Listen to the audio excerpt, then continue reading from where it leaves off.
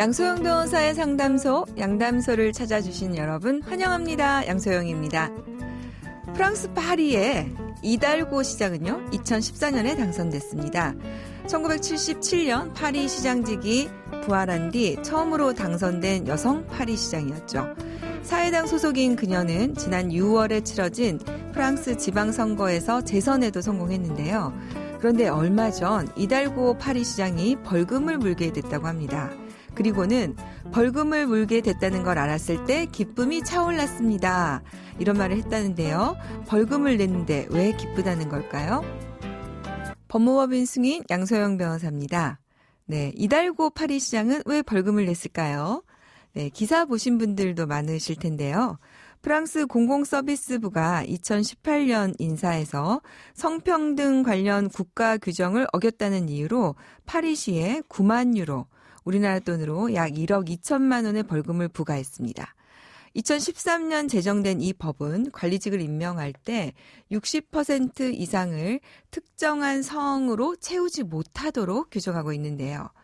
파리시는 2018년 16명의 관리직 중에서 11명, 그러니까 69%를 여성으로 임명을 했다고 합니다. 그러니까 한 성으로 60% 이상을 못하는데 여성으로 69%를 하다 보니까 이 법을 위반한 거죠. 그래서 여성 관리직이 너무 많아서 벌금을 내게 되었고, 이달고 시장은 벌금을 내면서도 기쁘다고 표현을 한 겁니다. 이달고 시장은 프랑스 여성들은 여전히 활발하게 승진해야 한다. 프랑스 안에 아직도 남녀 간의 격차가 여전히 크기 때문이다. 우리가 언젠가 남녀의 동등함에 이르기 위해서는 속도를 올려 더 많은 여성들이 주요 보직에 임명돼야 한다고 말했습니다. 사실 저도 여성이다 보니까 이 기사를 보면서 부럽기도 하고 또 이런 생각이 들더라고요. 그러면 우리나라는 지금 현실이 어떠할까? 사실은 이러한 법을 이제 우리도 만들고 법이 있습니다. 그리고 또 이렇게 특정한 성을 더 비율을 높이기 위해서 많이들 지금 노력하고 있죠. 우리 현실을 보면은요, 여성이 고위직에 너무 많이 임명돼서 이렇게 벌금까지 물게 되는 사정이 있는 나라가 있음에도 불구하고 서울시를 보면은 2019년 5급 이상 공무원 중에서 여성이 차지하는 비율이 25%에 불과하다고 합니다. 정부로 들어가 보면 더 심각한데요. 2018년 국가직 공무원 여성 비율은 50.6%지만 고위직으로 가면 1급에서 3급을 고위직이라고 하는데 여성 비율은 7.9%, 2019년 말 기준으로 7.9%에 불과합니다. 우리가 가야 할 길이 너무 멀겠죠. 왜 여성들이 많이 가야 하느냐에 관해서 많이들 얘기를 하시는데요. 왜냐하면 성이 다르면 바라보는 시각이 다르고 생각이 다르고 그러면 거기에 대해서 정책의 반영이 다르게 되겠죠. 그렇기 때문에 특정한 성이 있다면 그 성에 의해서 정책이 시행됐을 때 그 성의 입장에서만 정책이 시행될 거기 때문에 다양한 성, 더군다나 여성이 많이 진출하는 것이 필요하다는 생각입니다. 양담소에서 함께 나눠볼 법률 궁금증이 있으시다면 YTN 라디오 양소영 변호사의 상담소 홈페이지에 남겨주시면 됩니다. 오늘은 이수연 변호사님과 함께합니다. 변호사님 안녕하세요. 안녕하세요. 네, 잘 지내셨어요? 네, 잘 지내고는 있는데 저도 마찬가지입니다. 아마 올해는 제가 남은 평생 동안 누군가를 만나면 계속해서 반복해서 얘기를 하게 되지 않을 그런 해가 되지 않을까 싶습니다. 그렇죠. 네. 정말 특별한 해로 기억이 될 것 같아요. 그리고 이게 정말 운동하면서도 얘기하면서도 만나면서도 목욕탕에서도 마스크를 쓰라고 지금 지침이 있으니까요. 네, 특별한 한 해고 그러니까 서로서로의 건강을 걱정하면서 그렇게 기도하는 한 해를 마무리하고 있는 것 같습니다. 그래서 오늘은 운동을 하다가 생긴 일을 한번 사연으로 준비해 봤어요. 사연 듣고 자세한 얘기 나눠볼게요. 저는 축구를 사랑하는 40대 남성입니다. 주말엔 조기 축구회에서 활발하게 활동했죠. 요즘엔 코로나19로 축구를 못하지만 지난해엔 정말 열심히 축구를 했습니다.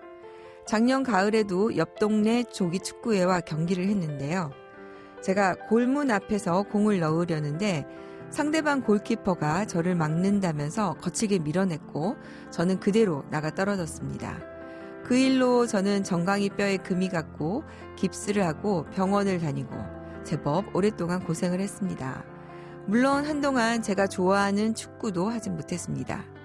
당시에도 상대 골키퍼에게 화가 나긴 했지만 경기 중에 다친 것이라 그냥 넘어갔습니다.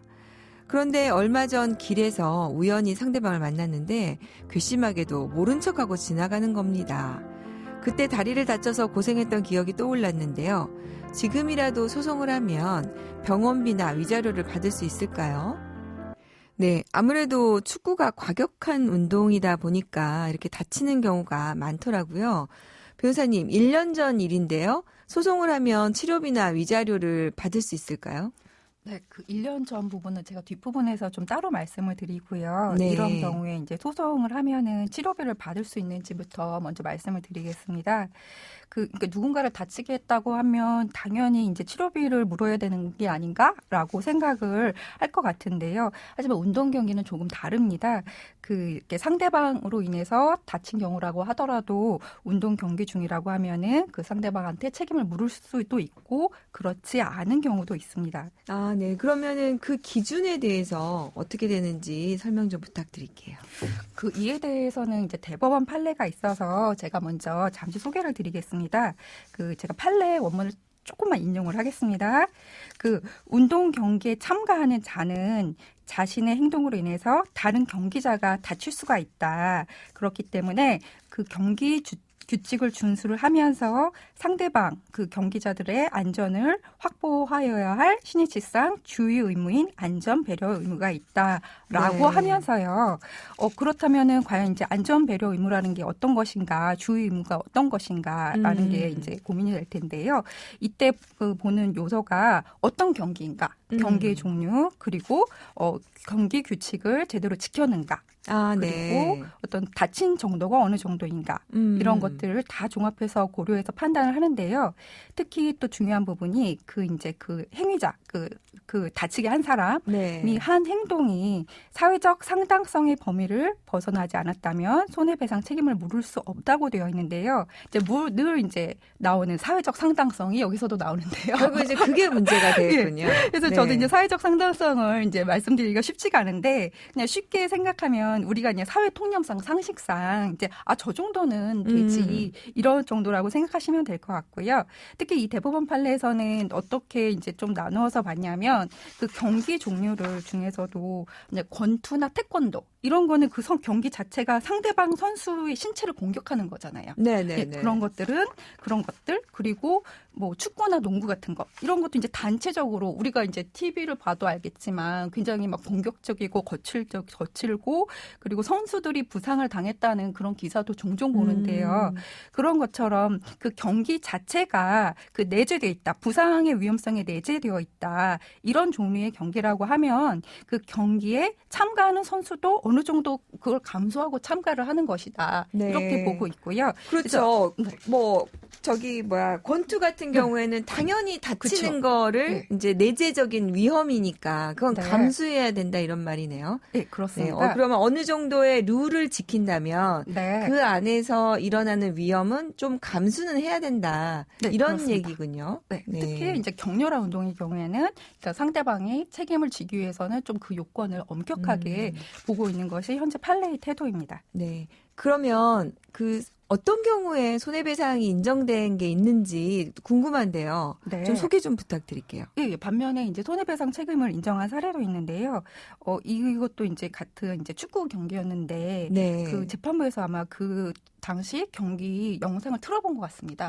틀어다 보니까 이제 여기서는 이제 결과적으로 책임이 인정됐기 때문에 가해자, 피해자라는 표현을 쓰겠는데요. 그 가해자가 지금 지나치게 경기에만 몰두를 해서 이제 공만 생각을 하고 다른 선수들은 전혀 신경도 쓰지 않았고 당시 다친 피해자의 상태를 보니까 그 가해자가 한 그 가격의 정도가 상당했을 것으로 보인다. 그리고 특히 중요했던 게 판단했던 그 요소가 뭐냐면 피파에서 정한 경기 규칙이 있는데 그 경기 규칙에 따라서 보더라도 이 정도 행위는 최소 경고 이상의 제재를 받을 정도의 반칙이 있었다라는 네. 겁니다. 그래서 이제 그동안에 이제 판례의 태도로 비추어 보면은 어떤 손해배상 책임 유무에 대한 중요한 기준으로 반칙을 했는지 네네. 그리고 반칙을 했다고 하더라도 그 정도 이게 좀 경한 정도인지 중한 정도인지 이것이 중요한 기준으로 보고 있는 것 같습니다. 네. 그리고 지금 아까 앞부분 보니까 경기를 하면서 그 주의 의무를 다했느냐. 뭐 너무 자기 행위만 몰두해가지고 하는 게 아니고 주의도 좀 살펴보면서 다른 사람의 플레이도 봐야 한다.